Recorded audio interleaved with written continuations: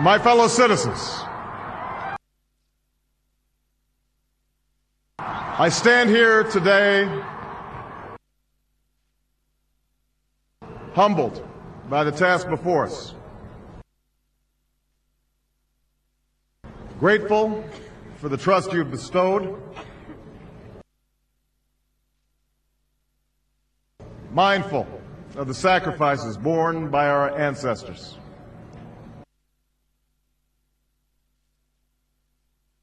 I thank President Bush for his service to our nation, as well as the generosity and cooperation he has shown throughout this transition. 44 Americans have now taken the presidential oath.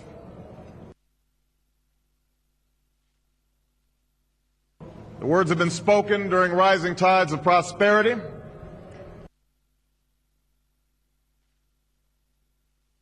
and the still waters of peace. Yet, every so often, the oath is taken amidst gathering clouds and raging storms.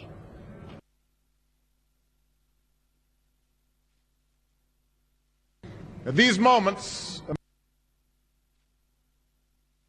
America has carried on not simply because of the skill or vision of those in high office,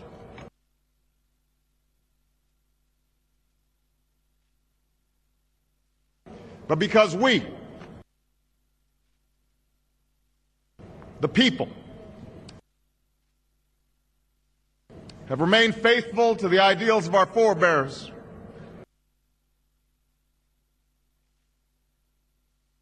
and true to our founding documents. So it has been, so it must be with this generation of Americans, that we are in the midst of crisis is now well understood. Our nation is at war against a far-reaching network of violence and hatred. Our economy is badly weakened, a consequence of greed and irresponsibility on the part of some,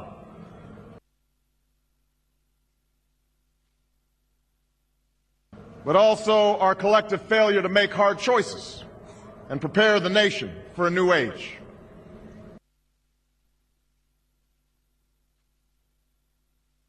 Homes have been lost, jobs shed, businesses shuttered. Our health care is too costly, our schools fail too many,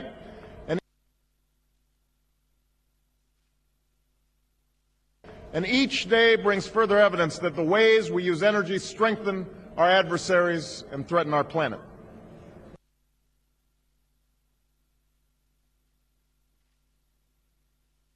These are the indicators of crisis, subject to data and statistics.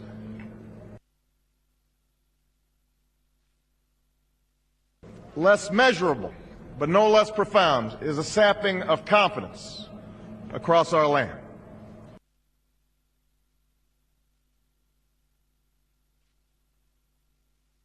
A nagging fear that America's decline is inevitable, that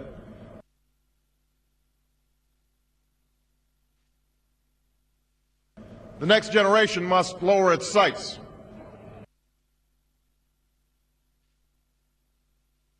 Today, I say to you that the challenges we face are real.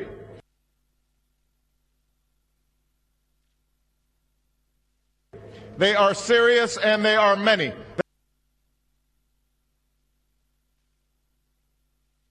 They will not be met easily or in a short span of time.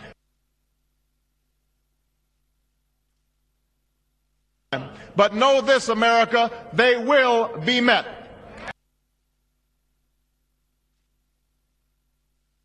On this day, we gather because we have chosen hope over fear. Unity of purpose over conflict and discord.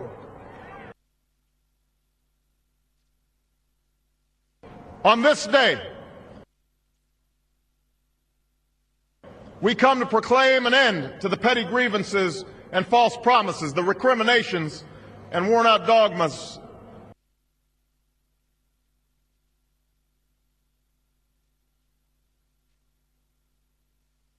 that for far too long have strangled our politics.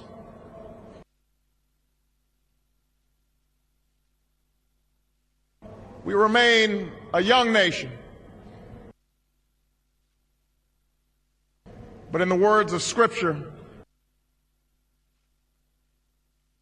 the time has come to set aside childish things. The time has come to reaffirm our enduring spirit.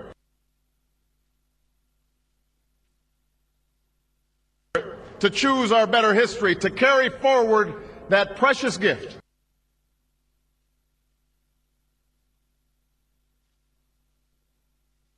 That noble idea passed on from generation to generation.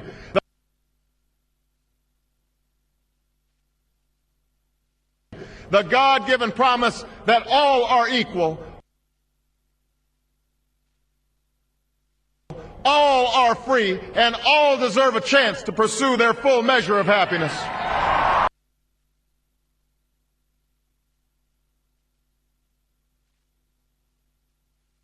In reaffirming the greatness of our nation,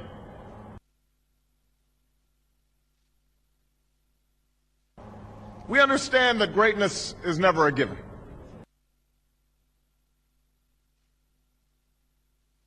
It must be earned. Our journey has never been one of shortcuts or settling for less.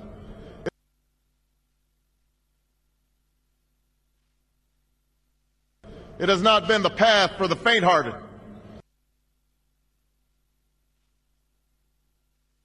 For those who prefer leisure over work or seek only the pleasures of riches and fame.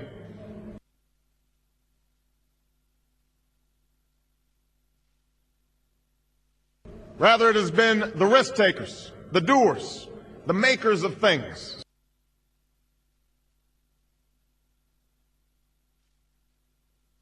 Some celebrated, but more often men and women obscure in their labor.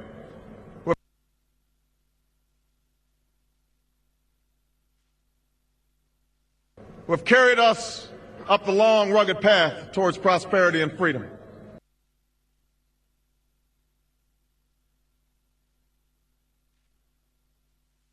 For us, they packed up their few worldly possessions and traveled across oceans.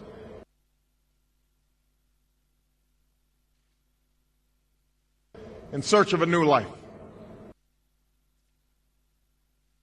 For us, they toiled in sweatshops and settled the West. Endured the lash of the whip and plowed the hard earth. For us, they fought and died. In places like Concord and Gettysburg, Normandy and Quezon.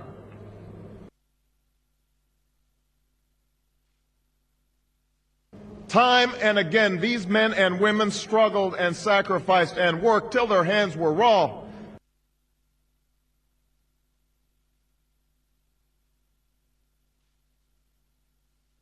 So that we might live a better life. They saw America as bigger than the sum of our individual ambitions.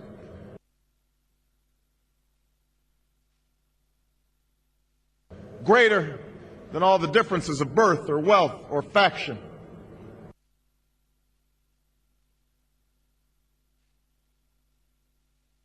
This is the journey we continue today.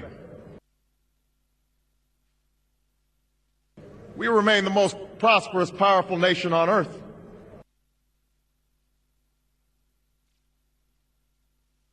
Our workers are no less productive than when this crisis began.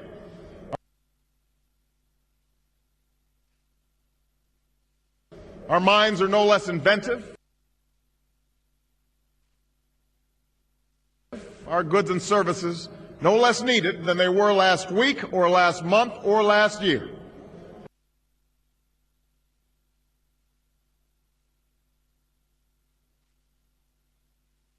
Our capacity remains undiminished.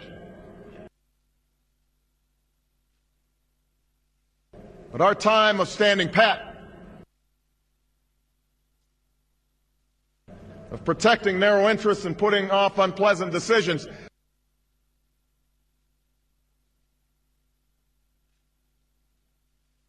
that time has surely passed. Starting today, we must pick ourselves up, dust ourselves off, and begin again the work of remaking America.